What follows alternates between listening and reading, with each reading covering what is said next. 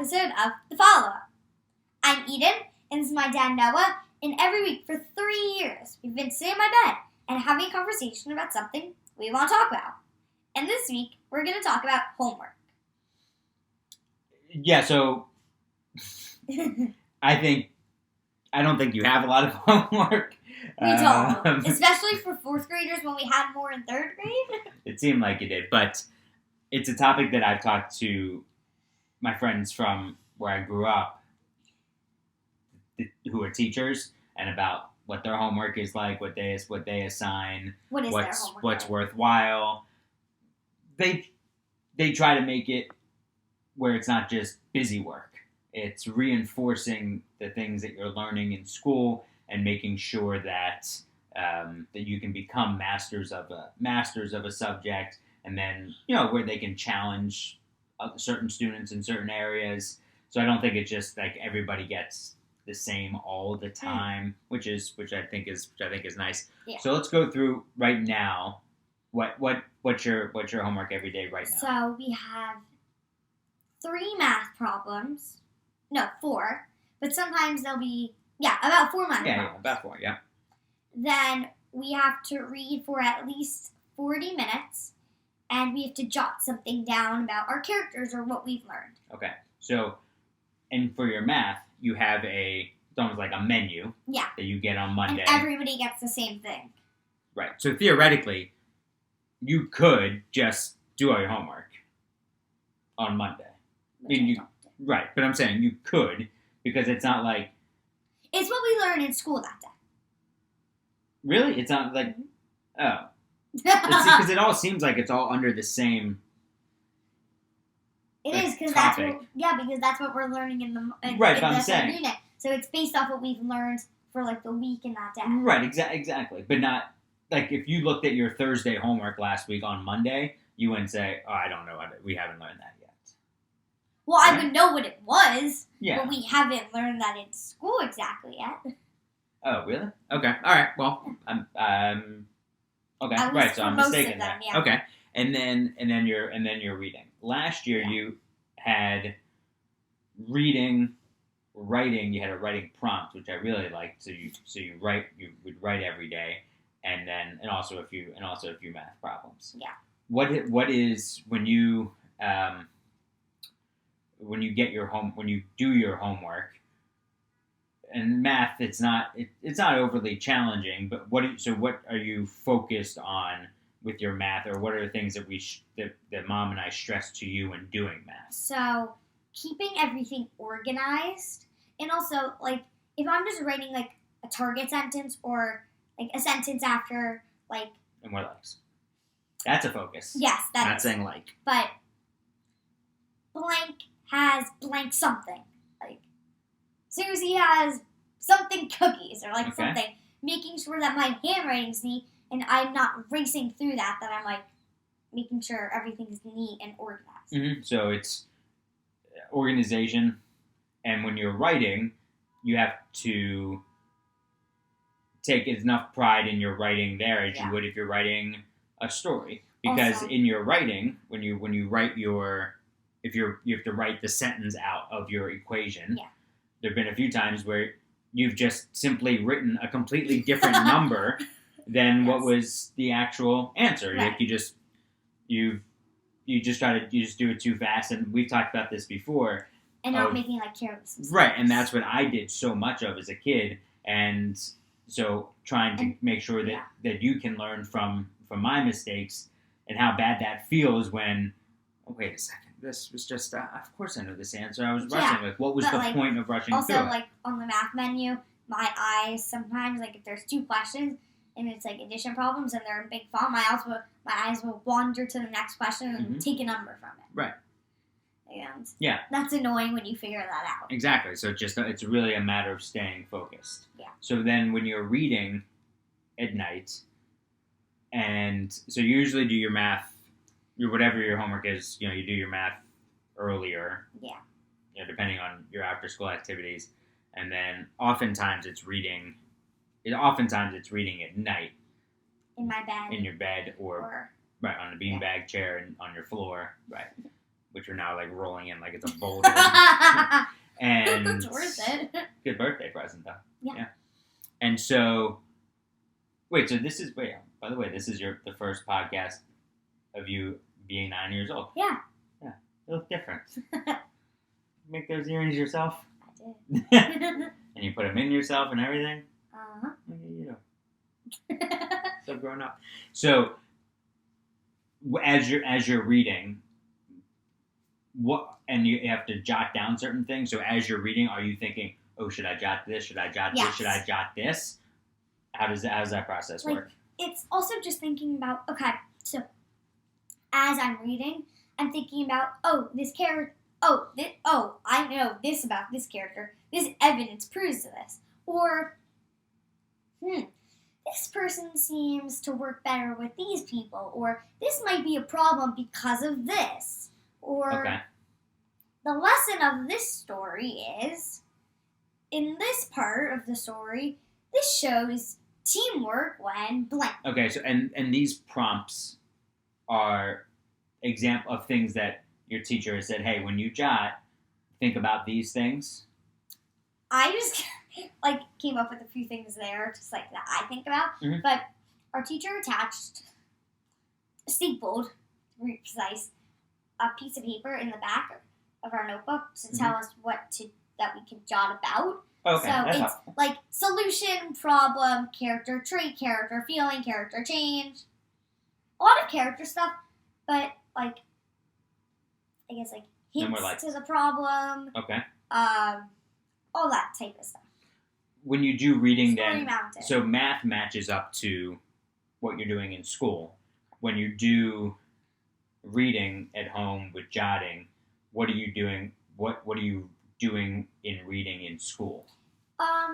At school, all different things. We're learning different ways, like when we read, what we can think about to make our jot stronger, adding evidence to back things up. But we're not supposed, for reading, we have the choice of how we want to jot, what we want to jot about. So in school, though, when you're reading, you have to jot. You have reading time in school where you just sit there and read? Yeah, we have about 20 minutes.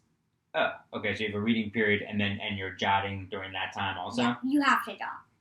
Interesting. Yeah, I don't think we ever had just sit down and read in school. What did you have? At the end of the day, we had a thing called sustained silent reading. Oh, yeah, they talked about that in the Ramona Quimby book. Oh, really? I was reading recently, yeah. So, but at the end of the day, that was the last 15 minutes of school. Ah. So you were packed up and everything, and then you had SSR, so you just had to be quiet and read. So, but you could read anything. It didn't matter. You just either brought a book, grabbed a book, a magazine, a joke book, anything. You could do anything. But I don't joke think. book's fun. But then we would have reading comprehension things during the day, and maybe for homework. We would have passages, or we would be sent home and we had a book to read from school, and then you had to write a book report about it. If you read a passage and you have to do those reading comprehension questions, I like when it's verbal. I just can't stand writing down the answers. Well, I always thought that it helps, but I always thought that really reading hard. comprehension was always the thing I struggled with the most, and I would oftentimes get lost in the way that some of those questions were worded, and then again probably didn't take my time. But we would get sent home with books, and we'd have to write book reports. So that seems fun. Sometimes, depending on the book. True. Depending on the book. I feel like it probably, I don't know if you agree with me, because I haven't written a book report, really, but it's really hard to write a book report if you didn't like the book. Yes, agreed. Agreed. You can't write a book report saying, this book is horrible, you should not read it. No, but you would write maybe what you didn't like about it, or you could write your opinion, but you'd also have to write facts about it. Yeah. So what about your other friends, not in your school? What's homework like?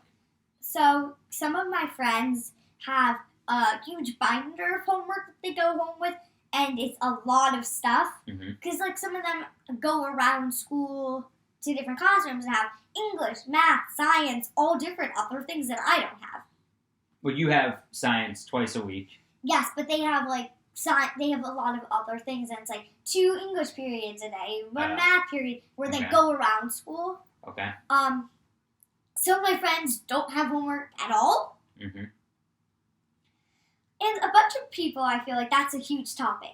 Having homework, should you have homework or should you not have homework? I honestly think you should. Like, it's nice when you don't have days where you have homework and you can just relax. Mm-hmm. But homework is something that you can use to help you, and it's important to study and, like, really recognize that you're remembering. Sure, right. It's carrying over good habits from the classroom to home, I think. And also, you have to read a certain number of minutes every night. You've always been a high stamina reader, but this builds reading stamina. Yeah. And it forces you to take the time to shut out everything else and read. And I also think I also do think that it forces a child to learn a little bit more about time management of, okay, well, I've got these things after school, I've got to get my homework done, and I need to organize my desk in order to do it this way, or wherever you are doing your homework, okay, I've got to get this done and this done and this done by this time, okay, how long is it going to take me to do this? I think that kind of stuff's important, no matter what the actual work is. And, like, time management a lot with homework. Yeah, it's helpful. And, like, the good thing is that you can make up your homework before the end of the week, but I wanted not have to make it. No, you don't want to do that. Because what's the point? Like, if I only read, 30 minutes one night, I can, read 10 more minutes well, the next time. But it's annoying. Yeah, right. Might as well just get it done. Yeah. If you can, you just get it done. There might be an exception every once in a while, but there's no real reason to do that. No. But you don't have science homework or social studies homework, things like that. You don't have textbooks. It's funny to think about it. Like having this whole textbook in front of me. Yeah. Having to do for homework. Mm-hmm. But yeah, we don't have any of that. I would say we have limited homework. I would agree. Yeah. Which I like, but also, I don't think anybody else wishes for more homework. No. But, I honestly, this year was surprised on the amount of homework we had. That you didn't have as much. No. As last year, even. Yeah. Mm-hmm. But I think more is expected of you in the classroom this year. Mm-hmm. Mm-hmm. When I was a kid... And our homework gets, checked every day. Yeah, which is good. What was it like for you? When I was a kid, we had... So in 4th grade, we had a science textbook. We had a social studies textbook. So we had passages to read and things to write and definitions and words to know. And we would have science. We'd have science quizzes and math. Yeah, absolutely. Where you have to, there would be boards on, I don't know, on. You got, whoa. You just said 5 times there. Just slow yourself down. Think about what you want to say and then say it. And sit up. Something like a board that you like a vocabulary board? Yeah. Mm-hmm. Yeah, we would have... Did you have to vocabulary study words? Sure. for words? Mm-hmm. Yeah, we'd have vocabulary words. We would have not phonics, but what was that called? It was a word test? Where you have 5 words and you have to write them? Yeah, you'd have word study, wordly wise. Yeah, that's not it. Where you would have to, at the end, remember it was kindergarten, you had to, write the words? But you now have wordly wise. Which is vocabulary, which is great. Yeah, so, and then it's about a matter of, okay, so now you get these vocabulary words, or you're doing all this reading, and then putting it into your own writing, and then your own use of words as you're speaking. Yeah. So as you're writing even thank you notes, or as you're having a conversation with somebody, you are now using what you've learned and thinking, oh, when I hear this word, where could I use that? Yeah, in some of your writing? Book in one of those books that we were reading, mm-hmm. and you encouraged me to use it in something I was writing at school the next day. Exactly, because something you told me about one of your writing assignments, there was a word in this book that was a perfect substitution and would up your vocabulary from the other stuff. So just like anything else, as long as you're carrying things over into every day and trying really hard to carry things over into every day, then that's what matters. Yeah, okay. All right. I love you. Love you.